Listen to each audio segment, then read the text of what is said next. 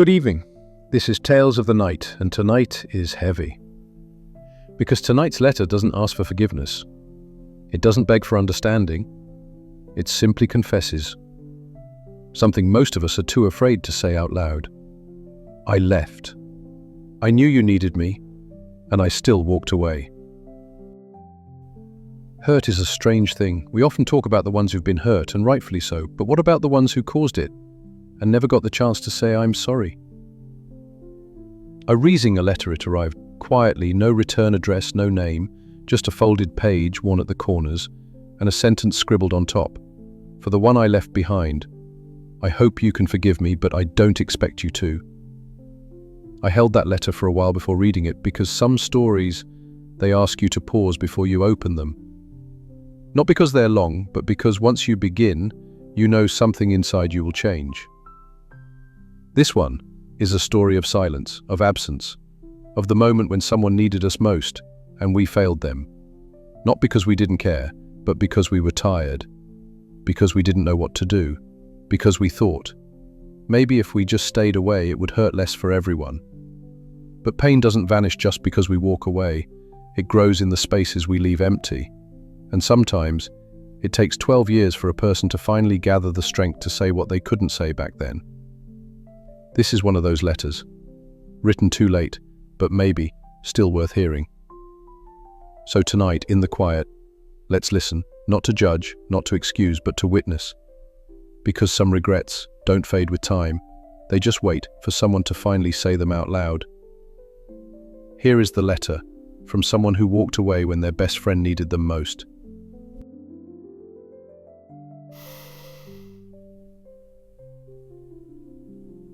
It's been 12 years, 12 long years since that night, and yet I still remember your voice on my answering machine. I didn't delete it. I couldn't. I listened to it over and over until the sound got buried under static, but even now I can still hear it in my head, not the words exactly, just the tremble. The way you paused before saying my name. The way you tried to sound normal, but I knew you weren't okay. And I still didn't call you back. I told myself I was exhausted. I told myself I had work the next day. I told myself I'd check in over the weekend, but none of that was true. The truth is, I was afraid. Afraid of what I'd hear if I picked up. Afraid that if I really listened, I'd be pulled into something I couldn't fix. I want to say I was too young, too overwhelmed, too emotionally burnt out, but deep down, I think I just didn't want to carry anyone else's pain. So I did the worst thing a friend could do. I disappeared. I muted your name when it popped up again. I ignored the second voicemail. By the third, I didn't even listen. I told myself if it was serious, someone else would reach out. I told myself you had other people. I told myself you were strong enough to get through it. But you weren't. And no one called me after that. Just silence. And then a message months later from someone I barely knew anymore, telling me you were gone. That night I stared at my phone until it dimmed, until the room went black, until I had no one left to lie to. And that's when it hit me. You didn't need me to fix anything. You just needed me to pick up. After the funeral, I didn't show up. I told people I couldn't make it. I told them I was out of state, caught in meetings, stuck in traffic, too overwhelmed. All lies. The truth? I sat in my car, across the street from the church, and watched people go in. People who had stayed. People who hadn't vanished like I did. I saw your sister. I saw your old roommate from college. I even saw that guy you couldn't stand from work, and still, he came. But not me. I watched through the windshield like a coward. I watched the hearse. I watched your mother hold back tears as they handed her a folded note someone said you wrote. I watched and did nothing. And when everyone had gone, I drove away. Quietly, like I'd never been there. Like I hadn't once shared everything with you. Our late night talks, our secrets, your fears. My promise to always be there. Do you remember that? That time I said, call me, no matter what. Even if it's 3 a.m., even if you just need someone to sit with you. God, I said that so easily, like it meant something, and then, when it mattered, I let the phone ring, and ring, and ring. The silence afterward wasn't just yours, it became mine too. But your silence was final, mine was just the beginning. Sometimes I imagine what would have happened if I had picked up. Not even said anything wise, just picked up. Maybe you would have cried. Maybe you would have said nothing at all. Maybe you just needed to hear someone breathe on the other end of the line and know you weren't alone. Maybe we would have sat in silence, me in my apartment, you in yours, no fixing, no advice, just space, shared space. Would it have been enough? Would you have made it through that night? Paul's voice trembles, holds back emotion. I know it's foolish to think like this. Everyone tells me you can't change the past. You were just a kid, it wasn't your fault. But they weren't the one who made the promise. They weren't the one you trusted. I was. And I broke it. Not loudly, not with anger, not with betrayal, but with silence, with absence. That's the part that kills me. I didn't do anything. And somehow that did more damage than I ever imagined. Deep breath, closing line, slow and steady. If I had answered, I might still be sending you bad jokes at midnight, still arguing over movies, still celebrating your birthday, even though you always hated the attention. But now, all I do is replay that night, that call, that moment I let pass, and wonder what your voice would sound like today if only I had answered. Do you remember that old coffee shop on 7th and Maple? The one with the broken neon sign and the awful jazz playlist. You hated their coffee. Said it tasted like burnt water, but still we kept going back. Almost every Friday. Like a ritual neither of us could name, but both of us clung to. You always ordered tea, you always brought a book you never actually read. You'd start reading, then stop, then look out the window and just sit there. And I used to think you were bored, that maybe I wasn't interesting enough. But now, looking back, I think you just wanted a place where you didn't have to explain anything. And I never asked. I never said, "Are you okay?" Not really. Not in the way that counts. I let your quietness speak for you. I let your small, polite smiles become a shield I didn't dare look behind because I didn't want to see what was there. I didn't want to know how much you were hurting. So I talked about my deadlines, my frustrations at work, my latest favorite band, and you listened. God, you always listened. You carried my noise while I ignored your silence. That was our friendship. And I thought it was enough. Until it wasn't. It wasn't until after you were gone that I started hearing things, little fragments, pieces of you I never noticed before, stories from other people, your sister, your co-worker, your neighbor, each one painting a picture I never bothered to see. You'd been struggling for a while, anxiety, depression, nights you couldn't sleep, mornings you couldn't get out of bed.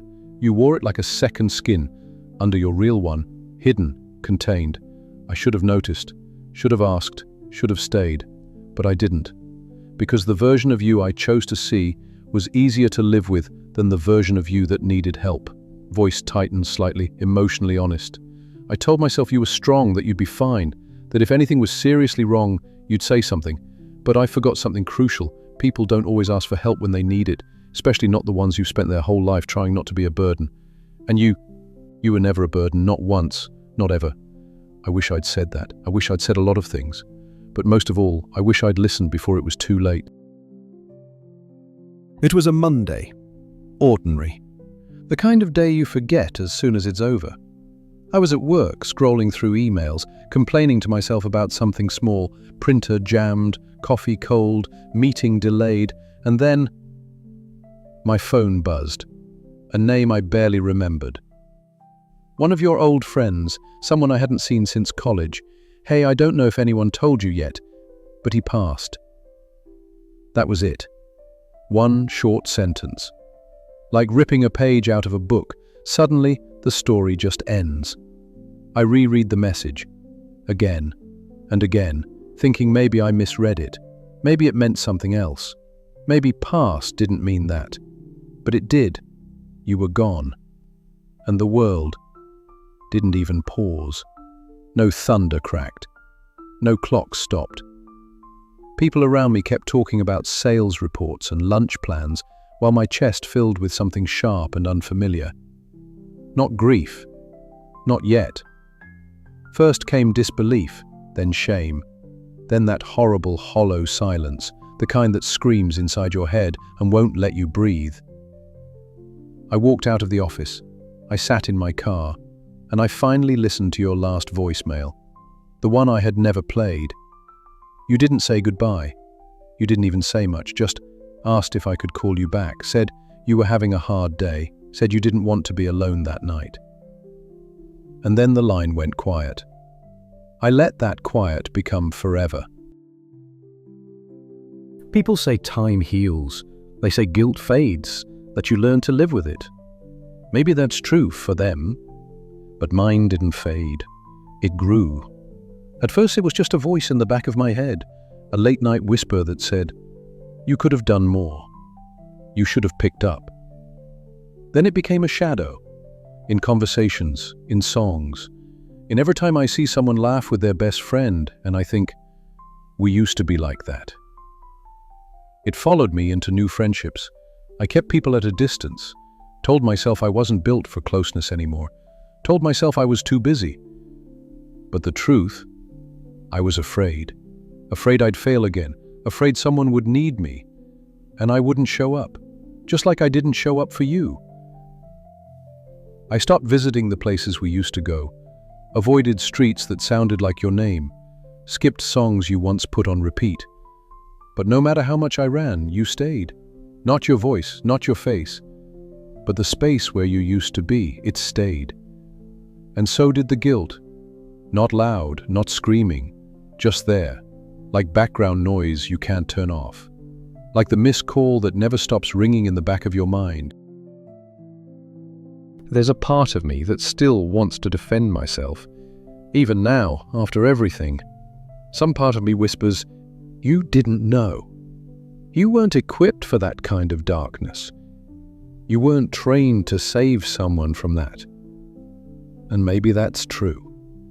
Maybe I was just a scared, overwhelmed, emotionally burnt out 20-something who didn't know how to hold space for someone else's pain. But the truth I keep circling back to is simpler, brutal, and it's this. You reached out, and I turned away. That's all. No excuse will change that. You asked for so little, not therapy, not rescue, just presence, a voice, a friend, someone to say, hey, I'm here, and I couldn't even give you that. Not because I didn't love you, but because I didn't want to feel your pain. I didn't want to absorb it. I didn't want your darkness to become my burden. And so, instead, I became part of it. That's the part I couldn't admit, not for a long time, that your death didn't just break my heart. It revealed me, showed me who I really was back then, and I haven't fully looked at myself the same since. I know this letter doesn't reach you. Not really.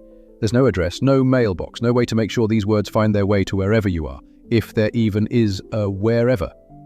But I need to write them anyway. Because for 12 years I've been carrying something that needed to be said. And here it is. I'm sorry. Not the kind of sorry you say in passing. Not the kind you send with flowers and an I hope you're well. Not the kind that expects anything in return. This is the quiet kind, the real kind, the one that grows in your chest and doesn't let you sleep. I'm sorry I didn't pick up. I'm sorry I muted your name. I'm sorry I avoided your pain because I was too weak to hold it. I'm sorry you left this world thinking no one heard you. Because I did. I heard you, I just didn't answer. And if there's any part of you that still lingers, in the wind, in memory, in whatever happens after this life, I hope you know I carry you. Every day, every silence, every time the phone rings and I flinch, I carry you. Sometimes it's not the big memories that stay. It's the little ones. The ones no one else would even remember. Like the way you used to twist your keys in your hand when you were nervous, or how you always left exactly one sip of coffee in the cup, never finishing it, like you needed to leave something behind. How you always hummed when you read without realizing it. How you laughed when you were hurt, not because it was funny, but because you didn't want anyone to worry. You masked pain with humor so well that even I believed you were okay. I keep replaying the night we last saw each other. I didn't know it was the last, of course. If I had, maybe I wouldn't have been in such a rush. Maybe I wouldn't have glanced at my watch 3 times. Maybe I would have hugged you tighter, or asked, just once more, are you really all right? You said you were, and I believed you, because it was easier that way, because I wanted to believe it. That night, you stood by the door a little longer than usual. You looked like you were about to say something, but you didn't. You smiled, small, tired, and said, "Same time next week?" I nodded, but next week never came, and that smile, it's the one that haunts me now. Not because it was fake, but because it was your final gift to me, a way to pretend everything was okay, so I wouldn't carry the weight you were holding. But now I do. I carry all of it. What I miss most isn't the conversations, or the advice, or even the laughs. What I miss is the version of you that no one else got to see. The you who would stop mid-sentence just to admire a sunset. The you who kept spare gloves in your bag just in case someone forgot theirs. The you who made everyone feel like they belonged, even when you never felt that way yourself. You were soft in a world that rewards hard edges. You were generous in spaces that took and gave nothing back. And somehow, through it all, you stayed kind. I don't know how you did that, how you held so much pain and still reached for others. Maybe that's why it was so hard for me to see what you were going through. Because I thought kindness meant you were okay. I thought your strength made you invincible. But even the strongest people break. And sometimes, the ones who smile the most are the ones hurting the deepest. I see that now. Too late, but I see it. And I wish, God, I wish I could have seen it then, held it, honored it, protected it. You deserve more than silence, more than someone who disappeared the moment you started slipping. You deserved someone who saw you, not just the version you showed the world, but the whole, complicated, quietly hurting you. And that's what I carry now. Not just your absence, but the version of you that never got to be seen, never got to be held, never got to be saved. When you left, I didn't just lose a friend. I lost the last person who knew me without filters. The last person who remembered who I was before the masks, before adulthood turned us into polite strangers who only say what's acceptable. You were the one who saw me, truly saw me, on the days I didn't know who I was. And after you were gone, I tried to replace that. With new friends, new routines, new noise. But nothing felt the same. Because there's a kind of knowing that doesn't happen twice in one lifetime. And I let it go. I let you go. There were so many milestones I wanted to share with you. New jobs, terrible dates, good books, all the little things we used to text about at 1 a.m. for no reason. I would pick up my phone sometimes, instinctively, to send something funny I saw, a stupid meme, a song you might like. Then I'd remember. You weren't there. You wouldn't answer. And it wasn't just grief. It was shame, because deep down I knew I had a chance to stop this, and I didn't. That thought follows me everywhere. You left this world thinking no one came through for you, and I was one of the people who proved you right. Some days, I think I've moved on, that I've learned to live with the guilt, that the edges aren't as sharp anymore. But then, something happens.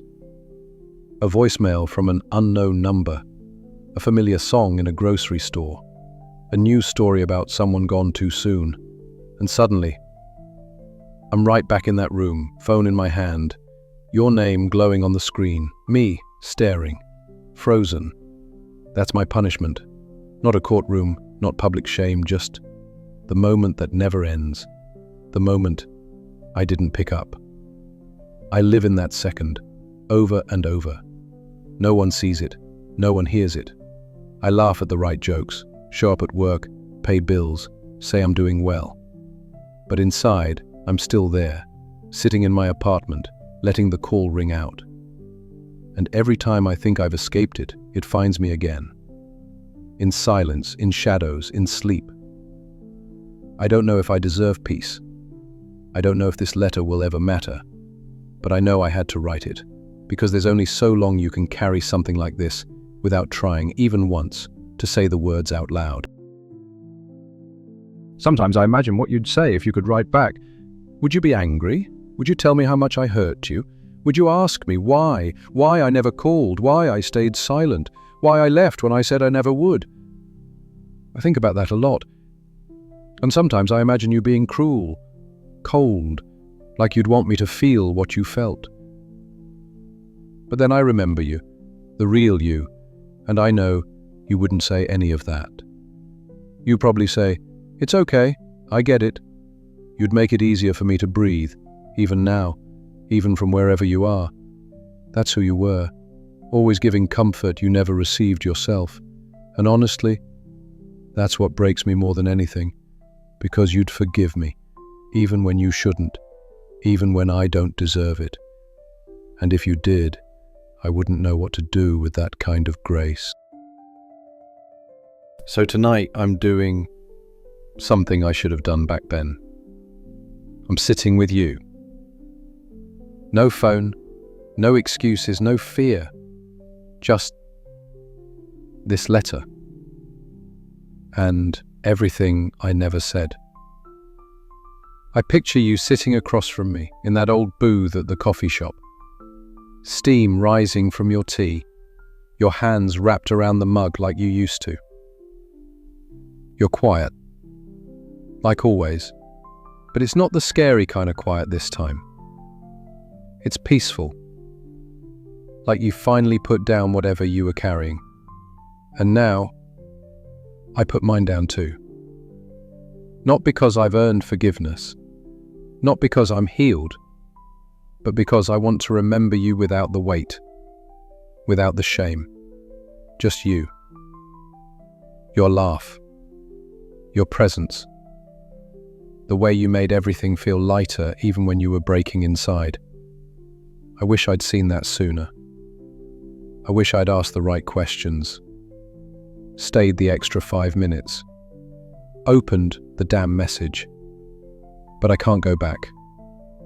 All I can do now is sit with you here, in this quiet memory where I finally showed up. I'm here now. I know it's too late, but I'm here. I don't think I'll ever stop missing you. Not in the dramatic falling to my knees way, but in the quiet, invisible ache that finds me in the middle of ordinary moments, like when I walk past someone who dresses like you, or when I see a movie trailer you would have teased me for liking, or when someone laughs the way you used to, sharp, quick, real. You're not here, but in those moments, you almost are. And I've come to believe that maybe that's what it means to carry someone forward. Not by holding on to pain, not by refusing to move on, but by letting them live inside the way you move through the world. So I try. I try to answer the phone when someone calls late at night.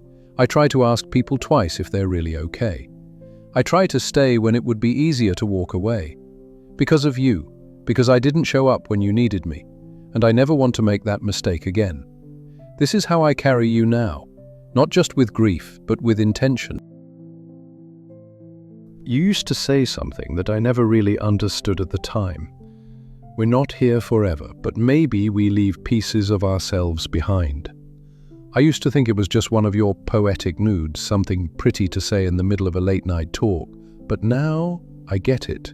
You did leave something behind, in the way I remember to listen more, in the way I slow down when someone looks tired, in the way I forgive more quickly, because I never know what someone else might be carrying.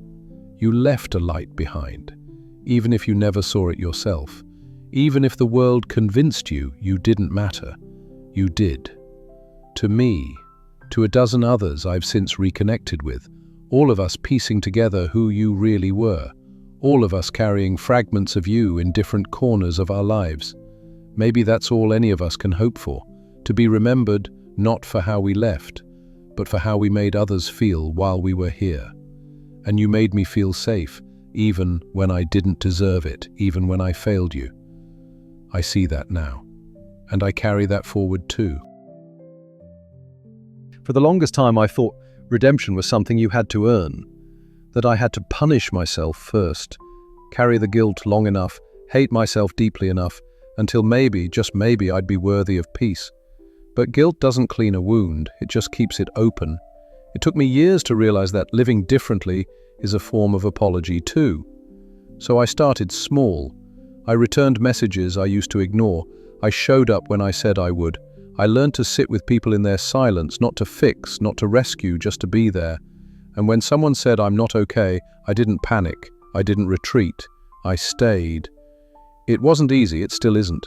But every time I stay now, every time I choose to hold someone's hand through the dark, I think of you. Not because I'm trying to erase what happened, but because your absence taught me the value of presence.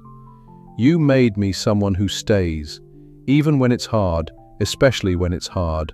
And that's how you still live in me, not in the pain, but in the choice to be better, to be there. I couldn't keep the promise I made to you. Not back then. I said I'd always be there, and when it mattered most, I wasn't. But maybe, just maybe, there's still a promise I can keep. Not to you directly, but to the world you left behind. To the ones who feel like they're too much, too quiet, too broken. To the ones who call and don't get an answer. To the ones who ask for help without saying a word. I see them now, because of you, and I try to show up for them in the way I should have shown up for you.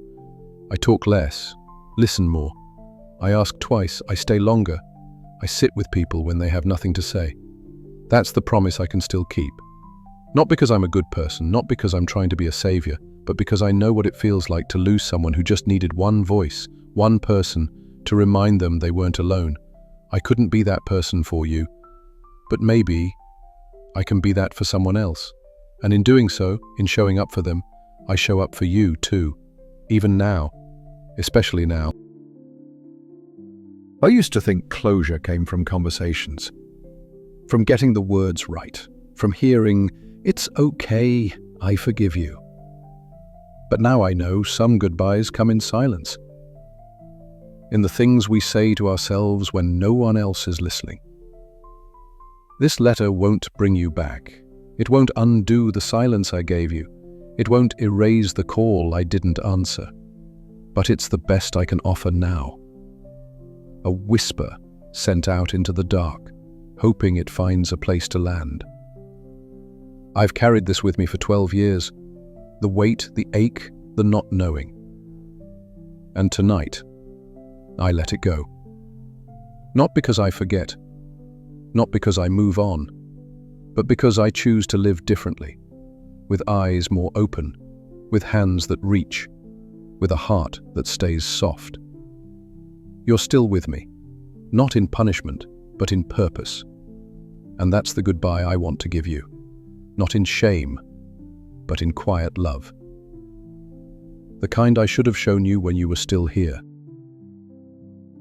If I could leave you with one last thing, one sentence that holds everything I've felt, everything I've failed at, everything I've finally learned, it would be this: I didn't stay when you needed me, but because of you, I've learned how to stay for everyone else. That's your legacy in my life. That's how you keep living here, in me, through me, and maybe beyond me. I hope you've found peace. I hope you're somewhere warm, somewhere safe, somewhere that never feels lonely. And if somehow you hear this, know that I loved you. I still do. And I'm sorry. I'm so sorry. This is my last line, the one I should have said back then, and will now carry with me forever. I should have stayed, and I didn't. But I'm still here, and I remember you. Always. You've just listened to a letter that was never meant to be read aloud. A voice from the quiet, written not to be forgiven, but simply to be heard. If you're still here, thank you for staying through the silence, for sitting with the discomfort, for listening to someone else's truth even when it's messy, even when it hurts. We all have moments we wish we could go back to, calls we didn't return, words we didn't say, goodbyes that came too soon. Maybe you've been the one who walked away. Maybe you've been the one left behind. Or maybe you're both. Whatever brought you here tonight, know this: you are not alone. And no matter where you are in your story, there is still room to be honest, to show up, to begin again. This is Tales of the Night, and we'll be here every few days, reading what was never spoken, making space for the things that were left unsaid. Until next time, good night.